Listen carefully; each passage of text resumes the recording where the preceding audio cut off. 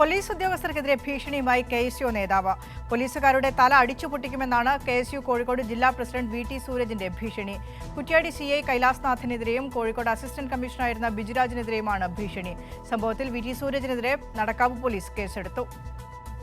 Kozhikode DCC president K Praveenkumar നടത്തിയ ഉപവാസ സമരത്തിലായിരുന്നു KSU നേതാവിന്റെ ഭീഷണി പ്രസംഗം.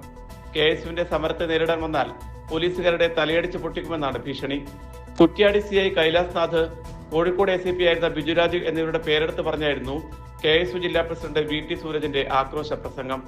IG ഓഫീസിന് മുന്നിൽ ഉത്തരവാദിത്തപ്പെട്ട പോലീസ് ഉദ്യോഗസ്ഥരുടെ സാന്നിധ്യത്തിൽ വളരെ ഉത്തരവാദിത്തത്തോടുകൂടി പറയുകയാണ്, നിങ്ങളുടെ കുറ്റ്യാടിയിലെ CI കൈലാസ്നാഥനെയോ ബിജുരാജിനെയോ ഇനി ഏതെങ്കിലും ഒരു സമരമുഖത്തേക്ക് കടന്നു വന്നാൽ പ്രതിരോധിക്കാൻ, നേരിടാൻ, KSUവിന്റെ സമരങ്ങളെ തടഞ്ഞു നിർത്താൻ കടന്നു വന്നാൽ കൈലാസ്നാഥന്റെയും ബിജുരാജിന്റെയും തലയടിച്ചു പൊട്ടിക്കാൻ ജില്ലയിലെ യൂത്ത് കോൺഗ്രസും KSUവും തയ്യാറാവും. ഒരു സംശയവും വേണ്ട.